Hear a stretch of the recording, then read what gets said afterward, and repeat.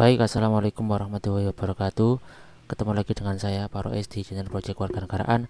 Oke teman-teman, di video kali ini saya akan melanjutkan BIMTEK dari program Sekolah Penggerak, di mana di dalam kegiatan ini kita diberikan sosialisasi mengenai apa itu Merdeka Belajar, apa itu perangkat pembelajaran yang baru terkait dengan cara membuat modul, cara membuat alur pembelajaran dan yang lain sebagainya.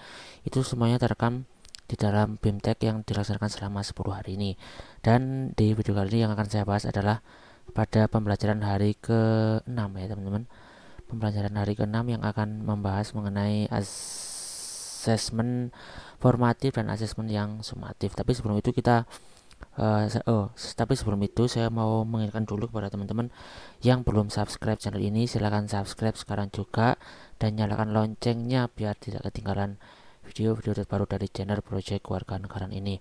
Baik teman-teman, ini yang akan saya mulai terlebih dahulu adalah mulai dari diri mengenai materi ajar.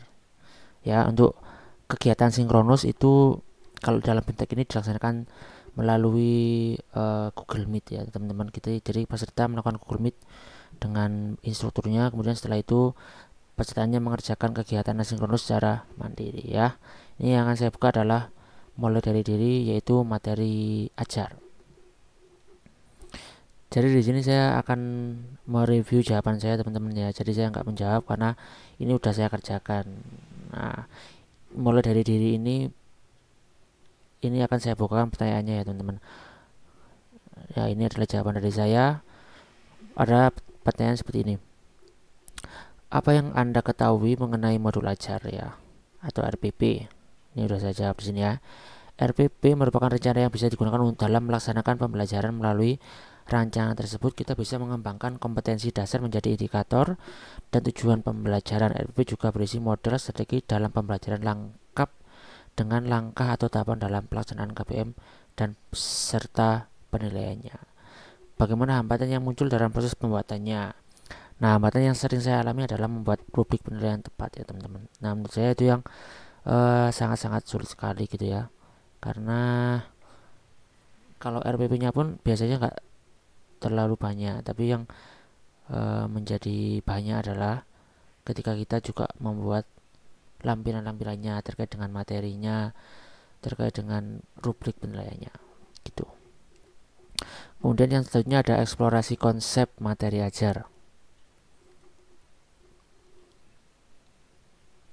Nah, ini ya, eksplorasi konsep materi ajar. Biasanya kita juga dikasih sebuah modul sih ya. Nanti ini ya, 5 konsep dan komponen modul ajar ini bisa kita download ya teman-teman. Jadi kita tinggal ngeklik di sini, nanti akan bisa langsung ke download. Nanti contoh dari file ini akan saya taruh di linknya di deskripsi video ini. Ini adalah 5 konsep dan komponen modul ajar.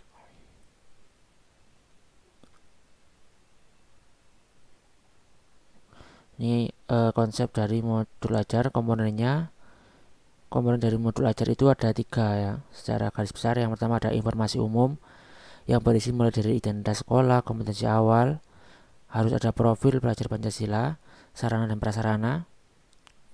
Kemudian kalau dulu itu di RPP namanya alat ya, kayak misalkan pakai LCD, pakai proyektor dan yang lain sebagainya.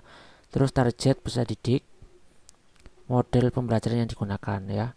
Nah, untuk model pembelajaran di RPP ada di dalam komponen intinya, atau ada di tengah-tengah ya. Kalau di dalam modul itu dia di informasi awal.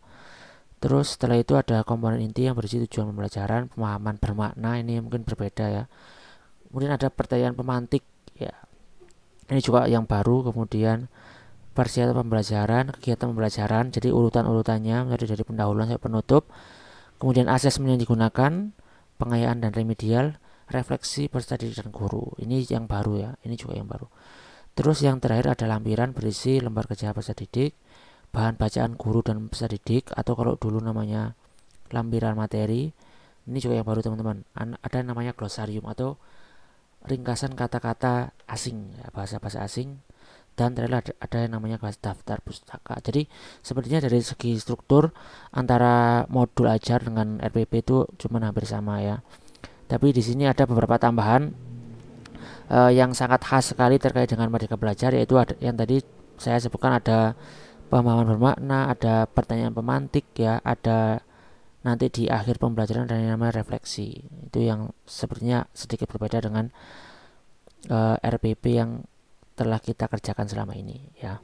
Jadi sebagai informasi, nanti sepertinya kita sudah menuju ke pembuatan modul, tidak ada lagi yang namanya pembuatan RPP. Jadi RPP sudah digantikan menjadi modul gitu ya. Baik ya teman-teman, saya lanjut.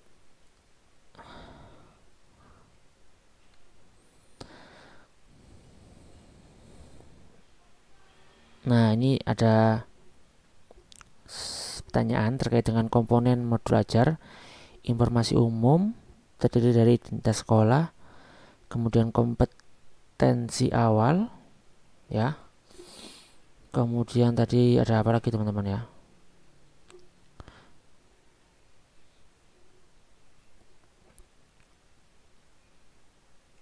Profil belajar Pancasila tadi ya kalau tidak salah ya. Sarana dan prasarana, terus ada lagi target peserta didik. Kemudian di dalam komponen inti itu isinya ada tujuan, kemudian pemahaman bermakna tadi ya, pertanyaan pemantik, kemudian ada persiapan pembelajaran, kegiatan pembelajarannya, kemudian ada asesmen, pengayaan, sampai refleksi. Di lampiran ada lembar kerja, LK peserta didik, bahan bacaan, kemudian ada glosarium dan daftar pustaka ya, gitu ya teman-teman. Ceknya mana ceknya ya? Nah, ini kita cek, coba kita cek, dan nah betul ya, betul semuanya. Kita lanjut. Oh iya, jangan, kalau misalkan teman-teman juga ikut BIMTEK ini, di sini juga ada ruang kolaborasinya ya.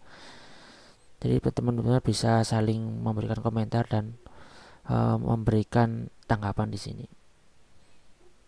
Kita lanjut.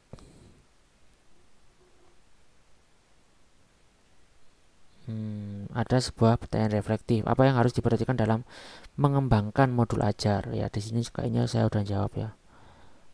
Apa yang perlu diperhatikan dalam mengembangkan modul ajar? Nah, ini hal-hal yang perlu diperhatikan dalam menyusun modul ajar. Ketersiapan sumber daya manusia, dalam hal ini peserta didik, yang artinya kita harus bisa mentargetkan peserta didik mendapatkan manfaat apa dari pembelajaran itu. Kemudian model pembelajarannya sampai materi yang akan diberikan. Ini adalah hal-hal yang perlu dipertimbangkan. Gitu ya. Kita lanjut. Terus yang selanjutnya juga ada prinsip dan prosedur penyusunan modul ajar. Ini juga ada modulnya lagi yang bisa kita download. Ini ya, kalau nanti kita mau download, nanti contohnya juga akan saya masukkan di dalam video ini. 6 prinsip dan prosedur penyusunan modul ajar.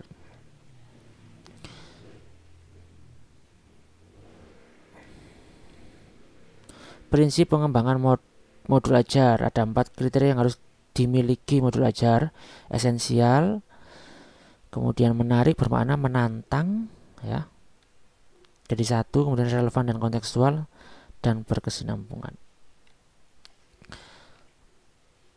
Nah, terkait dengan prosedur penyusunan modul ajar, di sini juga sudah disebutkan ya. Jadi ada 6 poin, mulai dari analisa kondisi dan kebutuhan dari guru, peserta didik, serta sarana pendidikan, kemudian identifikasi dan tentukan dimensi profil belajar Pancasilanya, kemudian kita menentukan alur tujuan pembelajarannya, kemudian baru kita menyusun modul ajarnya, kemudian melaksanakan pembelajaran. Setelah itu jangan lupa untuk melakukan evaluasi dan tindak lanjut. Baik, kita lanjut. Yang selanjutnya ada sebuah pertanyaan reflektif, sebutkan 6 tahapan dan dari prosedur penyusunan modul ajar menggunakan bahasa Anda sendiri. Ini yang barusan saya baca tadi teman-teman ya. Ini ya, jadi mulai dari menganalisis kondisi dan kebutuhan guru, siswa, dan satuan pendidikan, mengidentifikasi dan menentukan dimensi P3, menentukan ATP-nya atau alur tujuan pembelajaran, baru kita menyusun modul pembelajarannya, melaksanakan yang kelima, dan yang terakhir melakukan evaluasi. Baik, kita lanjut ya. Ini udah kayaknya yang terakhir penutup. Setelah itu ada demonstrasi kontekstual materi ajar.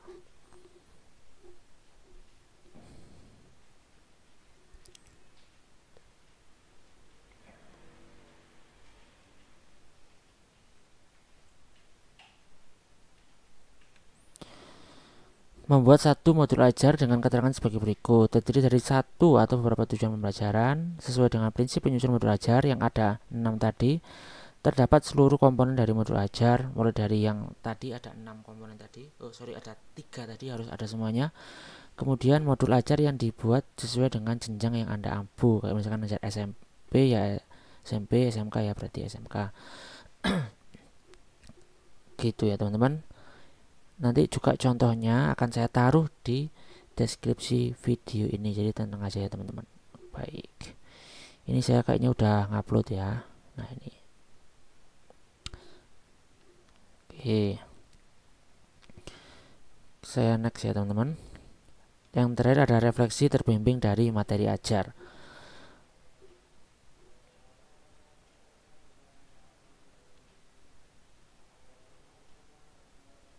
Ini pertanyaannya mana ya?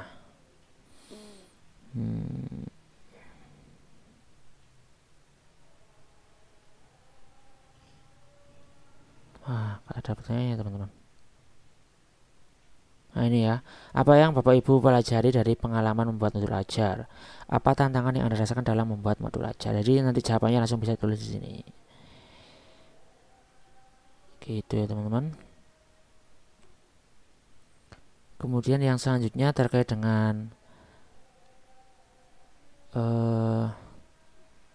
asesmen sumatif dan formatif, itu sepertinya akan saya pisahkan ya biar kegantian dengan ini. Akan saya bahas di video saya yang selanjutnya ya, tapi tetap masih dalam pembelajaran hari ke-6 ya. Untuk yang ini asesmen akan saya bahas di video saya yang selanjutnya. Jadi terima kasih telah menonton video ini. Stay tune tetap di channel ini biar tidak ketinggalan video-video terbaru dari channel Project Kewarganegaraan. Terima kasih telah menonton video ini.